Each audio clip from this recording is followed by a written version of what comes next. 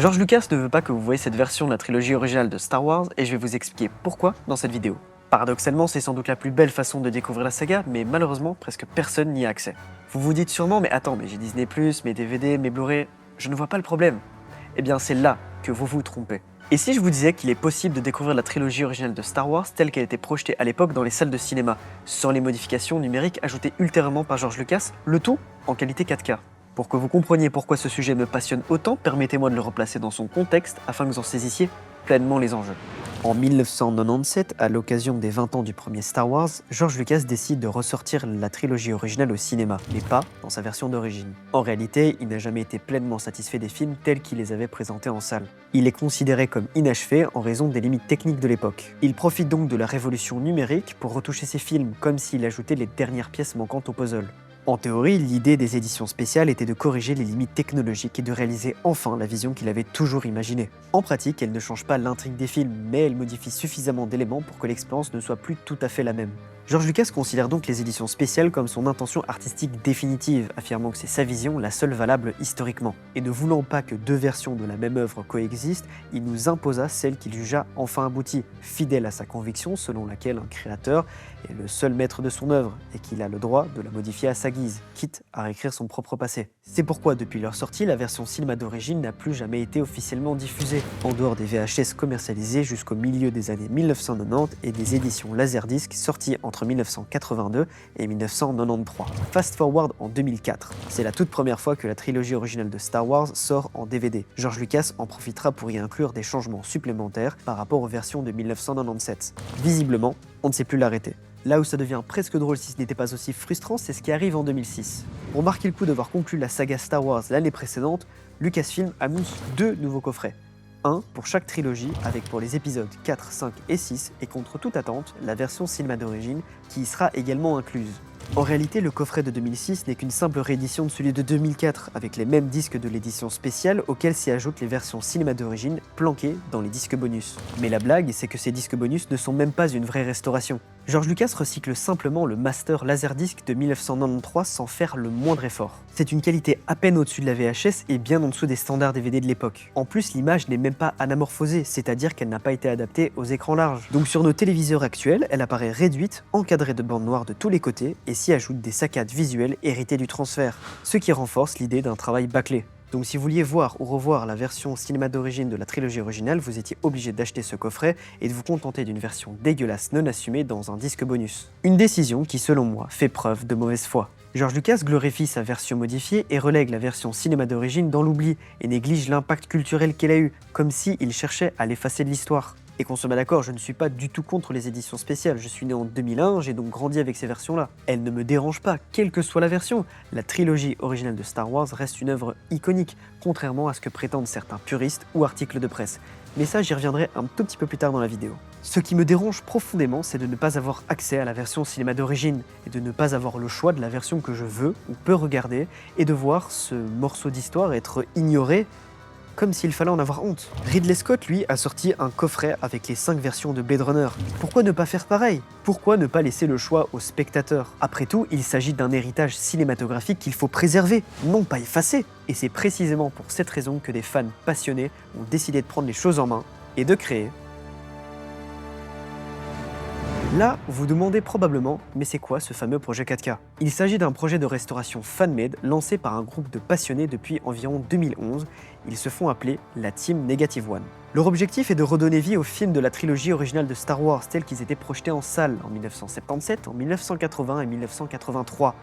Sans les ajouts numériques et sans modification. Attention, on ne parle pas d'un montage amateur sur internet, non. Projet 4K, c'est du vrai travail d'archiviste. Les fans de la Team Negative One ont réussi à se procurer des pellicules 35 mm, celles qui servaient à projeter la trilogie originale dans les cinémas à l'époque. Ils ont scanné chaque pellicule, image par image, en 4K, puis nettoyé chaque défaut d'usure, tels que les poussières, les rayures, etc. Ce processus de restauration, réalisé avec le plus grand soin, s'est étalé sur plusieurs années et a donné lieu à différentes versions au fil du temps. Le résultat, c'est une trilogie de films fidèle à l'expérience cinéma d'origine, mais dans une qualité 4K Ultra HD qu'on n'aurait jamais imaginé possible pour des bobines vieilles de plus de 40 40 ans. Bien sûr, il existe d'autres versions fan-made, comme la célèbre Armies The Specialized Edition, l'une des plus connues. Mais la différence, c'est que ces versions-là sont des reconstructions, car elles mélangent plusieurs formats audiovisuels pour reconstituer l'œuvre originale, un peu comme s'ils avaient défait le puzzle de George Lucas. Et oui, je reconnais que c'est un travail admirable et titanesque, mais ce n'est pas 100% authentique à mes yeux. Projet 4K, lui, vient d'une pellicule de cinéma. C'est pourquoi la version de la Team Negative One s'approche le plus possible de ce qui était projeté dans les salles de cinéma à l'époque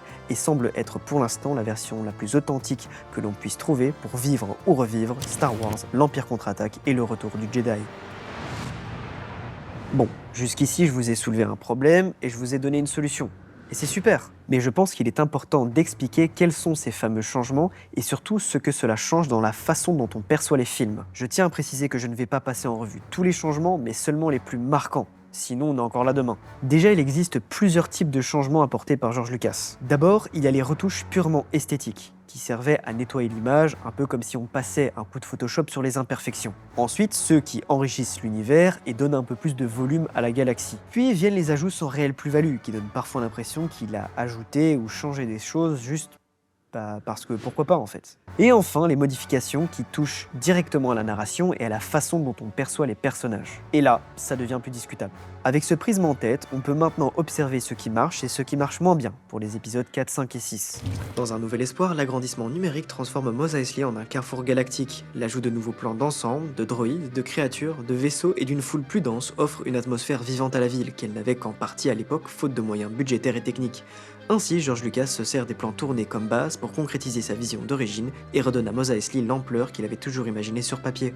De la même manière, les plans retouchés de la bataille de Yavin métamorphosent le grand final. En remplaçant les maquettes par des modèles numériques, George Lucas a pu s'affranchir des contraintes physiques. Là où les modèles originaux conservaient un aspect rigide et une inertie assez lourde, les nouveaux vaisseaux virent et plongent avec une agilité naturelle. Les poursuites spatiales gagnent en crédibilité et en dynamisme, rendant la victoire de l'Alliance rebelle encore plus satisfaisante. Dans l'Empire contre-attaque, l'immersion sur Bespin gagne en envergure grâce à l'ajout d'un plan séquence numérique qui survole la cité. Plutôt que de rester coincé sur des plans fixes, on découvre l'architecture de Cloud City, ce qui la rend plus tangible et vivante. Cette volonté de décloisonner l'espace se poursuit jusque dans les intérieurs. L'ajout de larges baies vitrées apporte une luminosité naturelle qui donne plus de relief au décor. On passe ainsi de couloirs blancs fermés à un environnement plus aéré et moins claustrophobique. On peut aussi citer la modification de l'hologramme de l'Empereur. George Lucas a remplacé l'image originale de Marjorie Eaton par celle de Ian McDiarmid, ce qui permet d'unifier la cohérence physique du personnage entre les deux trilogies. Et dans Le Retour du Jedi, la scène finale gagne une dimension galactique. On sort de la fête intimiste sur Endor pour célébrer la chute de l'Empire aux quatre coins de la galaxie. La caméra s'envole de Bespin à Tatooine en passant par Naboo et Coruscant, offrant un sentiment d'apothéose. Ce moment est porté par un nouveau thème musical, plus épique et solennel que la chanson des Ewoks, qui avait malgré tout son charme. Enfin, le changement le plus symbolique reste sans doute le remplacement du fantôme de force d'Anakin Skywalker par Hayden Christensen, que j'ai eu la chance de rencontrer, petite fierté personnelle. En remplaçant l'acteur original Sebastian Shaw, cela apporte une continuité avec la prélogie, une période de la saga que j'adore et que je défendrai toujours, même si ce changement ne fait pas l'unanimité.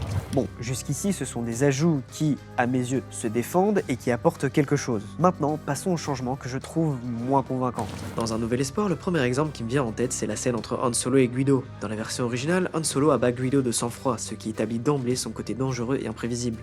Mais dans la version ultérieure, on a droit à un échange de tirs maladroits qui atténue cette dimension du personnage, rendant son arc narratif moins percutant. Toujours dans le même film, il y a cette fameuse scène rajoutée avec Jabba le Hutt en CGI. Dans la version originale, on ressentait une véritable urgence. Le rythme était dicté par la nécessité pour nos héros de fuir Tatooine au plus vite, car on sentait l'étau de l'Empire et des chasseurs de primes se resserrer sur eux à chaque instant. Sauf qu'en insérant cette séquence coupée au montage que vous voyez actuellement, le rythme s'essouffle. La scène ne fait que répéter ce qu'on venait d'apprendre avec Guido, n'apportant donc rien de nouveau au récit. Le plus regrettable, c'est que cette scène désamorce tout le mystère entourant Jabba. À l'origine, on entendait parler de lui comme une menace lointaine dans l'épisode 4 et dans l'épisode 5, et ce n'est qu'au début de l'épisode 6 qu'il apparaissait enfin physiquement. En le montrant trop tôt, on perd toute cette aura de mystère qui planait sur le personnage. Pour ne rien arranger, l'effet numérique a très mal vieilli, malgré les retouches successives. Et à la base, Jabba était d'ailleurs un humain, incarné par Declan Mulholland. C'est important de le rappeler car c'est tragique pour l'acteur d'avoir été gommé au profit d'un mollusque spatial géant, même si ce dernier est devenu iconique par la suite. Dans l'Empire contre-attaque, la scène du Wampa sur Hoth a été allongée avec de nouveaux plans. Dans la version originale, on ne voyait la créature que très furtivement, laissant notre imagination faire tout le travail, ce qui renforçait le suspense de la scène. En montrant davantage le Wampa avec des plans beaucoup plus explicites, c'est visuellement sympa, mais on perd cet impact narratif. Le côté inquiétant de l'inconnu disparaît totalement. Dans Le Retour du Jedi, la nouvelle chanson du palais de Jabba par exemple, c'était clairement un kiff de George Lucas. Et pourquoi pas ? Mais à la base, on avait une ambiance plutôt lugubre et poisseuse, c'était un donjon malfamé où les gens étaient forcés de divertir Jabba le Hutt pour rester en vie, sous peine de finir dans la fosse du Rancor. Maintenant, c'est devenu tellement festif que ça me donne presque envie d'y organiser une soirée karaoké. C'est dommage de perdre ce côté glauque qui donnait tout son caractère au lieu. Le Sarlacc, lui, a été animé avec une bouche en CGI. Ce n'est pas catastrophique, mais ce n'était pas nécessaire non plus. La version originale fonctionnait déjà très bien selon moi. Le pire reste sans doute le fameux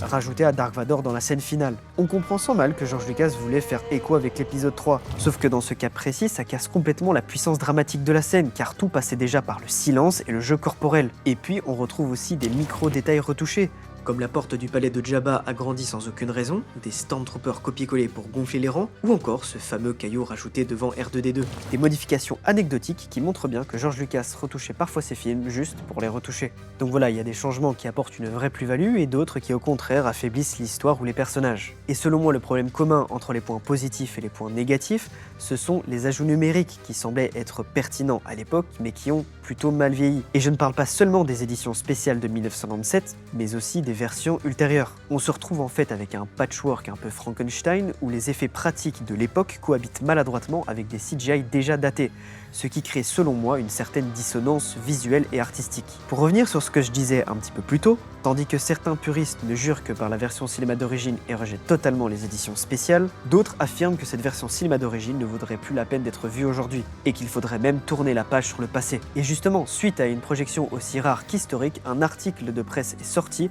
et illustre parfaitement cette idéologie. Dans le cadre du festival Film on Film, organisé par le British Film Institute, le BFI, à Londres, une copie 35 mm Technicolor de Star Wars a été projetée le 12 juin 2025 dans sa version non retouchée, telle qu'elle était montrée en salle en 1977.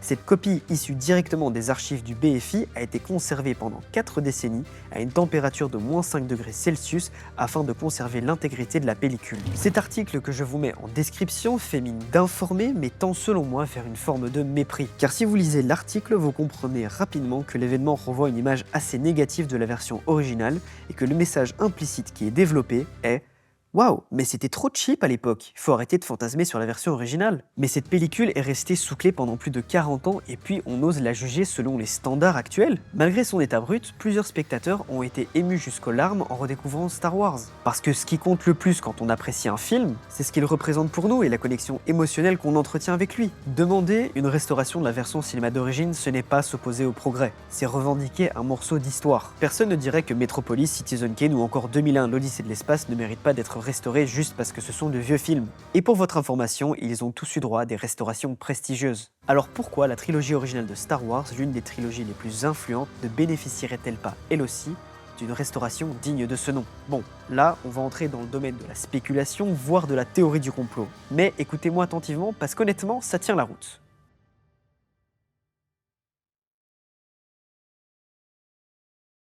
« 2027. Le 50e anniversaire de Star Wars. Un demi-siècle quand même. Et le grand public se dit sûrement que ce n'est qu'un simple anniversaire, mais quand je regarde de plus près, il y a des signes qui ne trompent pas.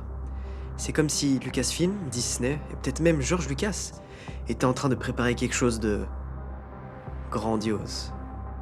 Ok, on se calme et je reprends depuis le début.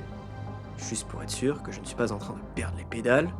3 dates, si on les met bout à bout, tout s'éclaire. Première date, le 12 juin 2025, direction Londres, au British Film Institute. Ils projettent une copie 35 mm de Star Wars, tout droit sorti de leur archive.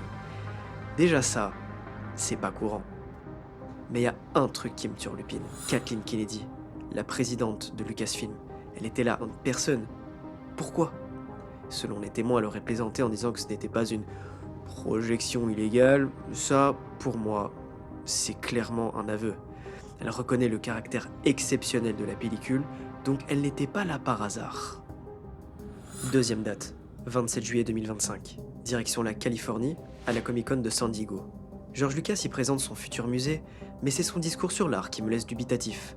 Il nous parle de l'importance émotionnelle de l'art, de ce rapport intime qu'on entretient avec une œuvre, à tel point selon lui qu'on ne devrait pas posséder une pièce juste pour spéculer et la revendre plus offrant. C'est ironique quand même, c'est précisément ce qu'il a fait avec Star Wars. Après, il a vendu son bébé pour se concentrer sur sa famille.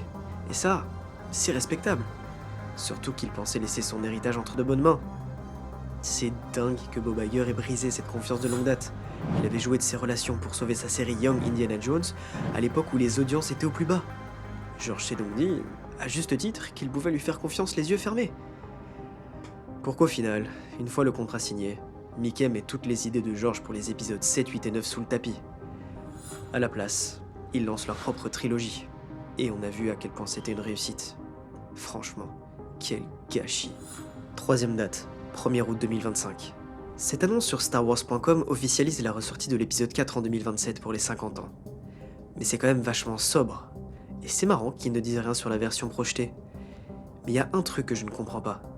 Si c'est pour nous ressortir l'édition spéciale, pourquoi tourner autant autour du pot?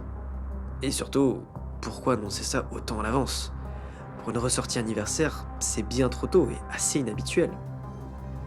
À moins que ce ne soit pas juste une ressortie. D'abord, il y a eu Kathleen Kennedy à Londres pour cette pellicule, et maintenant cette fenêtre jusqu'en 2027. Tout ça ne peut pas être qu'une coïncidence. Once in a generation event. Keep your eyes on StarWars.com. Oh, t'inquiète pas, Mickey. Je vais pas te lâcher. Quand je mets toutes ces informations en perspective, et quand je vois qu'elles s'enchaînent dans un laps de temps aussi court, pour moi, ce n'est plus une suite de coïncidences. C'est un plan. Et si je ne m'étais pas trompé? Et si cette ressortie ne concernait pas les éditions spéciales? Et si ce délai jusqu'en 2027 leur servait en réalité à accomplir l'impossible, restaurer la version originale de 1977, celle que des millions de fans rêvent de savourer? Pour moi, cette projection au festival Film on Film avait un double objectif. D'un côté, récupérer la pellicule aux archives du BFI, d'où la présence de Kathleen Kennedy sur place, de l'autre, refaire parler de la version cinéma d'origine. Peu importe le buzz, bon ou mauvais, tant qu'on en reparle. Surtout qu'à l'heure du streaming et de la mort du support physique, restaurer ce film au standard actuel représente un investissement colossal. Mais chez Disney, ils savent exactement comment exploiter notre passion pour en tirer un maximum de profit. Si c'est bien la version de 77 qui revient sur grand écran, c'est le braquage du siècle. Les nostalgiques comme les plus curieux vont se ruer dans les salles, et l'argent de la restauration sera récupéré en un rien de temps. En 1997, la sortie des éditions spéciales avait rapporté 472 millions de dollars. Avec l'inflation aujourd'hui, on parle quand même d'un pactole de plus d'1 milliard. La nostalgie, c'est vraiment le business le plus rentable du monde. Pour finir, il y a le cas de George Lucas. Pendant des années, il a clos le débat en nous faisant croire que les originaux appartiennent au passé et qu'il fallait tourner la page, alors qu'on sait très bien qu'il les a gardés sous scellés. Mais aujourd'hui, plus de 10 ans après avoir vendu son empire, quand je l'écoute parler d'art, je sens l'évolution d'un homme qui remet en question son passé, ses choix et ses erreurs, et qui peut-être regrette d'avoir cédé sa plus belle création, parce qu'on l'a trahi, parce qu'on a ignoré ses idées, et parce qu'on a sali son œuvre. Et si c'était ça, la pièce manquante? Et s'il avait finalement accepté que Mickey restaure la trilogie originale? Même symboliquement, puisqu'il n'en détient plus les droits, ce serait une façon pour lui de réhabiliter la version cinéma d'origine, marquant à la fois une réconciliation avec son passé, et les 50 ans de Star Wars, comme il se doit. Ou alors, moins poétique, mais plus réaliste, George Lucas n'en a plus rien à faire. Il a vu sa franchise se faire malmener depuis 2012 et il a fini par lui-même tourner la page, c'est compréhensible. À plus de 80 ans, le bonhomme mérite qu'on le laisse tranquille. Et au vu de ses propos récents dans la presse à ce sujet, tout concorde. À travers ses discours et après toutes ces années, il semblerait avoir pris assez de recul sur sa propre œuvre. D'un point de vue artistique, il pourrait trouver pertinent de reconnaître l'intérêt d'une restauration de la trilogie originale. Cette œuvre qui a révolutionné le cinéma et contribué à écrire l'une des plus belles pages de son histoire, et qui, encore aujourd'hui, continue de faire rêver des générations de spectateurs.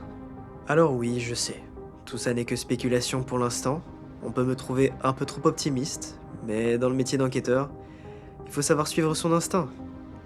Et j'ai de l'espoir. Un nouvel espoir. Quoi qu'il en soit, que ma théorie se confirme ou non et que je passe ou pas pour le fou du bus, aujourd'hui on a le projet 4K qui nous offre déjà cette possibilité. Une véritable preuve de l'amour et de la détermination des fans de Star Wars. Pour les plus curieux d'entre vous, une surprise vous attend dans la description. Une vidéo bonus non répertoriée où je vous montre étape par étape comment accéder à cette version restaurée de la trilogie originale de Star Wars par la Team Negative One. Et je vous y partage tout ce que j'ai appris afin de vous éviter les erreurs que j'ai commises, afin que vous puissiez savourer en toute simplicité. Mais je vous laisse découvrir tout ça par vous-même. Cette vidéo s'adresse à tous les passionnés de Star Wars, à la génération qui a découvert la saga dans les salles obscures, à celle d'aujourd'hui qui souhaite découvrir la version d'origine que l'on voudrait nous faire oublier, aux amoureux du 7e art et à mon moi du passé qui a trimé pendant des semaines pour enfin tenir ce précieux Graal entre ses mains et qui aurait adoré tomber sur une vidéo comme celle-ci pour faciliter son périple dans cette galaxie lointaine, très lointaine. J'espère qu'elle vous aura été utile, qu'elle aura résonné avec vous, peut-être appris un ou deux trucs au passage ou simplement donné envie de creuser davantage sur cet univers passionnant qu'est Star Wars. Un immense merci à la Cinémathèque de Bruxelles, le musée du cinéma, ce lieu magique où j'ai eu la chance en 2023 de voir l'Empire contre-attaque projeté en 35 mm sur ses écrans. Pouvoir tourner cette vidéo ici aujourd'hui était un honneur et une manière pour moi de boucler la boucle, de rendre hommage au cinéma et à cette passion qui traverse les générations. Merci d'être resté jusqu'au bout et surtout, que la force soit avec vous.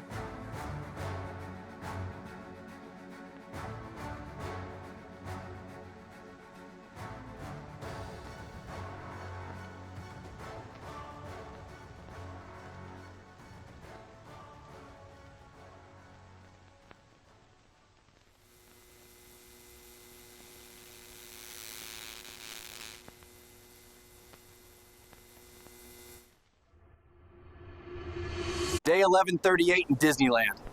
Mickey keeps milking us dry for money. I can't take it anymore. I'm heading back to George.